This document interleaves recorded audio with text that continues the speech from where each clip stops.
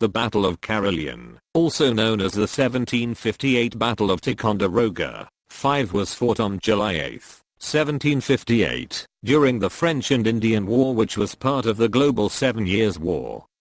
It was fought near Fort Carillon, now known as Fort Ticonderoga, on the shore of Lake Champlain and the frontier area between the British colony of New York and the French colony of New France.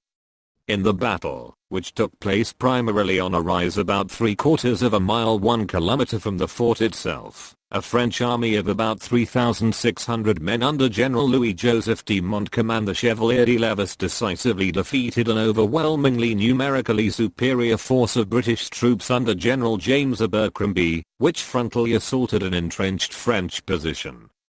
Without using field artillery, a lack that left the British and their allies vulnerable, and allowed the French to win a decisive victory. The battle was the bloodiest of the American theater of the war, with over 3,000 casualties suffered.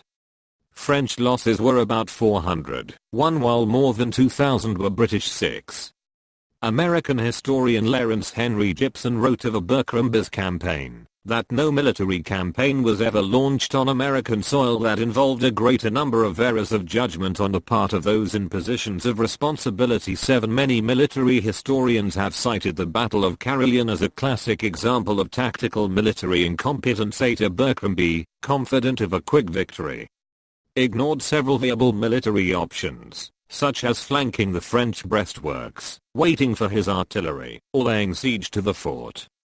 Instead, relying on a flawed report from a young military engineer, and ignoring some of that engineer's recommendations, he decided in favor of a direct frontal assault on the thoroughly entrenched French, without the benefit of artillery. Montcalm, while concerned about the weak military position of the fort, conducted the defense with spirit. However, due in part to a lack of time, he committed strategic errors in preparing the area's defenses that a competent attacker could have exploited, and he made tactical errors that made the attacker's job easier. The fort, abandoned by its garrison, was captured by the British the following year, and it has been known as Fort Ticonderoga after its location ever since. This battle gave the fort a reputation for impregnability that had an effect on future military operations in the area.